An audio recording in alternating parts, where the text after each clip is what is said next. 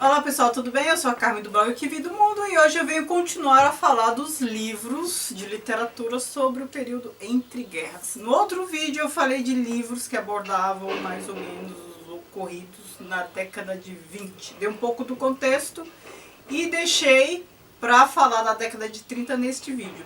Não que eu tenha muita coisa, muitos livros sobre a década de 30, mas é que aí eu teria que dar o contexto também da década de 30 e falar dos pouquinhos livros que eu tenho sobre esse período. Então, aquele vídeo eu acho que já ficou longo, então eu resolvi separar, certo? Então, vamos ao contexto histórico. O que aconteceu na década de 30 que impactou o mundo e a literatura, obviamente? A gente está falando da crise da Bolsa de Nova York. É claro, a gente ainda está no período entre guerras, então além de todos os problemas decorrentes da guerra, né, destruição, o impacto emocional e tudo mais, ainda veio o crash da Bolsa de Nova York, né? Então vamos entender por que ocorreu, né, e como ocorreu. A gente sabe, os Estados Unidos participaram da Primeira Guerra Mundial. Até então, a política americana era de desenvolvimento interno, né? A América para os americanos. Os americanos não queriam se envolver com as questões da Europa, mesmo porque tinha um país para construir. Havia o quê? Pouco mais de 100 anos que os Estados Unidos haviam se tornado independentes e aí todo um processo de expansão, né? Expansão para o oeste, né, comprando coisas do México, comprando partes da França, tentando pagar suas dívidas, mas enfim, estava muito endividado e tinha um país enorme para construir, não queria se envolver em questões da Europa, até que se viu obrigado a entrar na Primeira Guerra. E ele começou a fornecer armas e ele começou a se dar bem, porque a Europa toda estava destruída e não tinha condições de produzir armas e várias outras coisas e alimentos. E os Estados Unidos eram um grande produtor rural, né? A gente sabe, principalmente do sul. Só sei que em pouco tempo de devedor ele passou a ser credor. Então, se na década de 1910 os Estados Unidos estava em progresso, tentando se constituir e por isso bem endividado, no comecinho da década de 20 ele estava numa situação maravilhosa. A Europa passou a ser devedora, de credora passou a ser devedora. Então foi o pulo do gato, foi aí que os Estados Unidos começaram a se tornar os Estados Unidos que a gente conhece hoje. Então ele estava numa situação muito boa. E a década de 20, para ele, para o país, né? Às vezes eu falo no plural, às vezes eu falo no singular. Quando eu falo no plural, eu estou me referindo aos Estados Unidos. Quando eu falo no singular, eu estou me referindo ao país. Então, para os Estados Unidos, a década de 20 parecia muito promissora, mas eles não tinham grandes estudos econômicos, né? Hoje até quem não é economista consegue fazer umas previsões, consegue perceber uma relação de causa e efeito que os americanos não perceberam na época. Eles, neste período, criaram o American Way of Life, né? O modo de vida americano, né? O modo consumista de viver. Eu ainda vou fazer um outro vídeo para falar um pouco dessa cultura americana, como ela aparece na literatura, como os Estados Unidos se tornaram um país muito consumista, já que eles têm uma herança protestante, né? Os protestantes que formaram os Estados Unidos, os protestantes lá da Inglaterra, da Irlanda, os calvinistas que desenvolveram o país. E aí os calvinistas, os protestantes não podiam consumir, eles tinham que acumular, eles não podiam ostentar. Então, como foi esse pulo? Por que os Estados Unidos se tornaram os Estados Unidos? Um país muito consumidor. Vou fazer um vídeo ainda sobre isso, vou mostrar como isso aparece na literatura. Se eu demorar muito para fazer, me cobre. Mas, fechando parênteses, voltando para a questão, os Estados Unidos continuaram a produzir muito. Então, eles não tinham muitos estudos, eles não percebiam muito essa lógica de oferta e procura. Eles achavam que quanto mais produzissem, mais iam vender. Só que para quem eles vendiam? Para a Europa, principalmente produtos agrícolas. Só que como estava a Europa? Pobre, tinha que se reconstruir. Não havia emprego para todo mundo, um país todo para se reconstruir. A Europa estava se fortalecendo. O que aconteceu? Eles produziram demais, não tinha para quem vender. A gente passou por isso aqui no Brasil com a crise do café, que foi decorrente dessa crise, porque a crise da Bolsa de Nova York, ela impactou o mundo inteiro, porque os Estados Unidos é um grande produtor que fornecia mercadoria para o mundo inteiro e também comprava um grande importador. E com crise, essa relação comércio exterior ficou altamente prejudicada, o que impactou o mundo ocidental inteiro. Mas voltando aqui à questão, então eles produziram muito, não tinham para quem vender. E também a outra questão, a gente está falando do crash, do crack da Bolsa de Nova York, na chamada Quinta-feira Negra, acho que foi 24 de outubro de 1929. Houve uma crise na Bolsa porque os papéis eram vendidos e não tinham lastro, né? É a questão da especulação. Você supervaloriza uma ação, mas isso não tem lastro. É o que aconteceu agora em 2008. Até então, a crise de 1929 é uma crise sem precedentes, a crise do capitalismo. Agora em 2008 aconteceu outra, a gente está na crise até hoje. Mas naquela época era sem precedentes, as pessoas não sabiam como lidar com aquilo.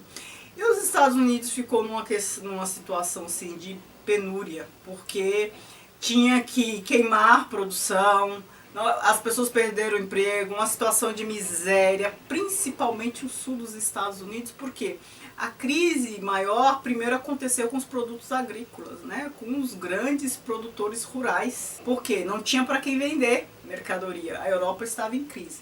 Depois veio a especulação da bolsa. Isso sei que tudo isso gerou uma situação de miséria, de penúria no mundo inteiro.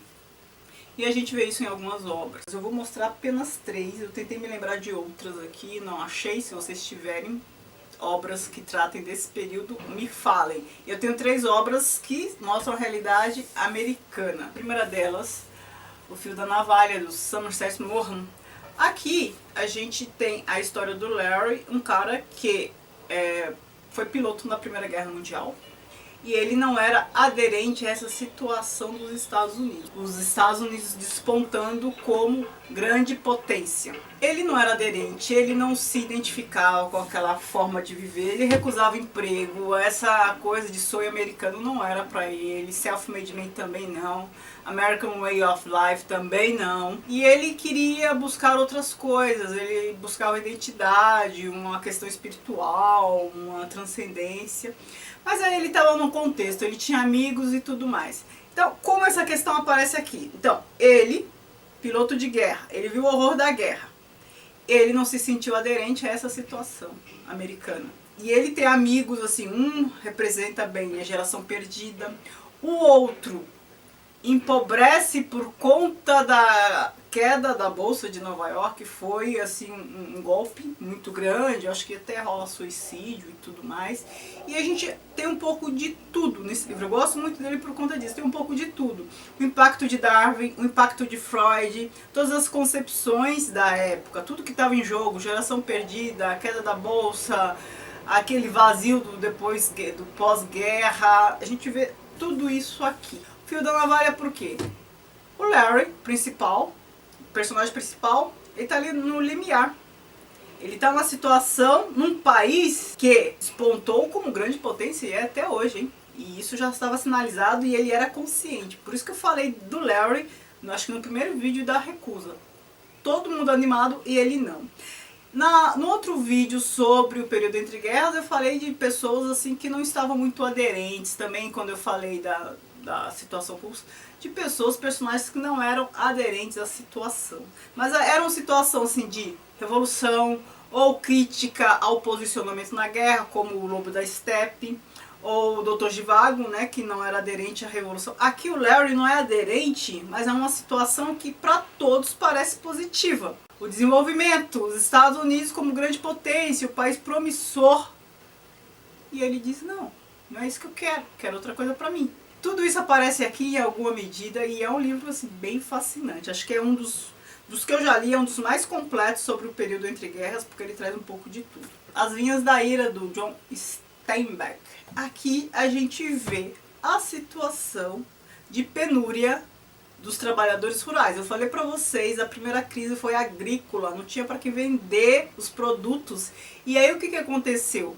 Os trabalhadores rurais aqui no livro, eles eram agricultores de algodão, trabalhadores rurais na fazenda de algodão, e as fazendas não conseguiam vender. Então, uma crise total, né? Não tinha para onde exportar, então tinha uma produção que não dava vazão, tinham que dispensar os trabalhadores. E os trabalhadores sempre cultivaram aquela terra, era isso que sabiam fazer, ficaram numa situação assim, de ter que ir para a rua, buscar um outro lugar para trabalhar, porque era só isso que sabia fazer, enfrentar miséria, fome e tudo mais. E aqui no livro é uma família bem numerosa, umas 11 pessoas que seguem a rota 66 para ir para a Califórnia em busca de trabalho. E aí as situações pelas quais eles vão passando no meio do caminho, né? Mostra que todos estão no mesmo barco, tá todo mundo ali em crise, todo mundo passando fome, a questão assim de penúria mesmo. É claro que aqui nem é mencionada a queda da bolsa, porque a gente está aqui numa situação rural. A crise que eles enfrentam, para eles não tem nome de crash da bolsa de Nova York. Eles conseguem apenas perceber o impacto concreto ali, imediato. Eles não conseguem perceber as causas econômicas e tudo mais. Eles conseguem lidar com a realidade ali pontual. Falta de trabalho que resulta na falta de comida na mesa e ter que procurar uma outra forma de sobreviver, de ser explorado, porque é isso que acontece. Ainda do mesmo autor, a gente tem Ratos e Homens. É a mesma situação de penúria, sul dos Estados Unidos, trabalhadores rurais, mas a história é bem diferente, né? Tem muitas coisas em comum, óbvio, a gente está falando do mesmo período e o mesmo período narrado pelo mesmo autor, mas o enredo é bem diferente. Aqui são dois homens, um grandão e um pequeno, e um é meio que cérebro do outro, um tem tamanho e força, o outro tem cérebro. E aí eles são trabalhadores rurais também que vão de fazenda em fazenda em busca de trabalho. Percebo que é a mesma situação, mas o enredo é bem diferente, né?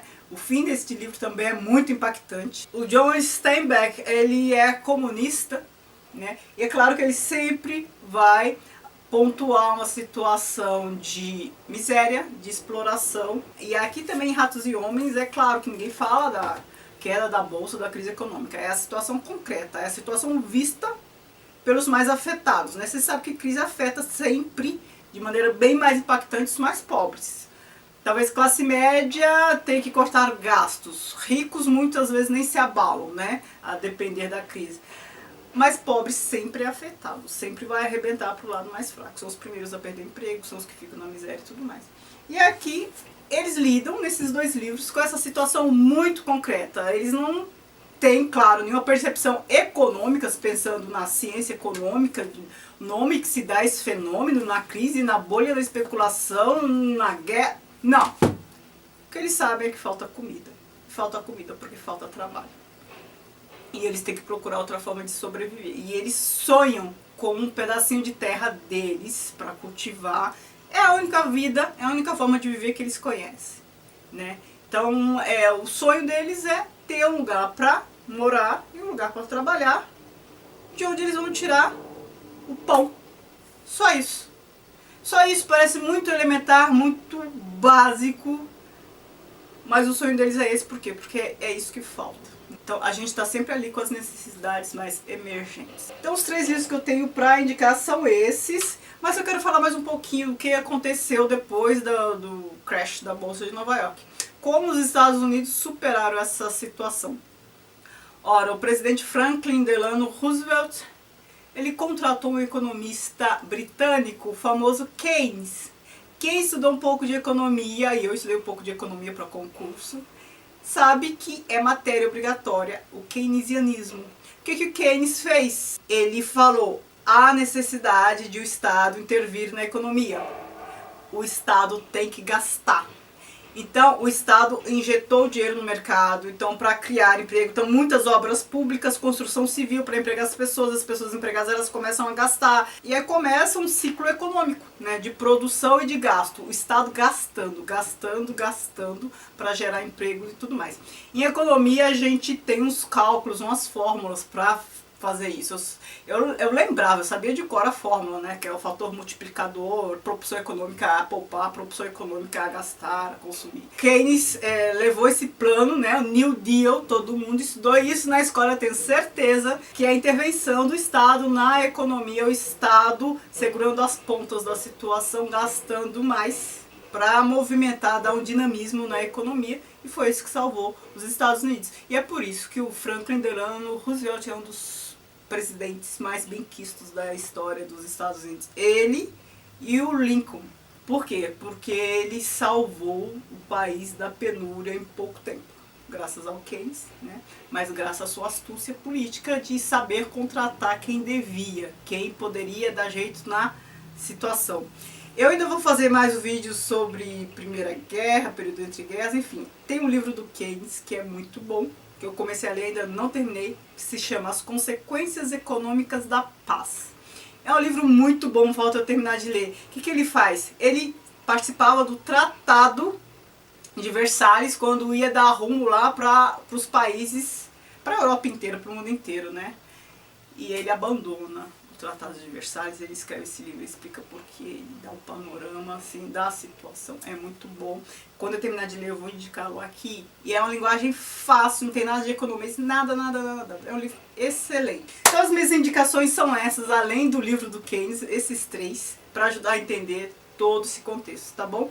Eu espero que vocês tenham gostado. Não se esqueçam de me seguir nas redes sociais, o Que Vi do Mundo, no Instagram e no Facebook, e me sugiram livros sobre esse assunto, que o período entre guerras é um dos meus períodos históricos favoritos. Século XX talvez seja o meu período favorito. Muito obrigada por assistir, beijos e tchau, tchau.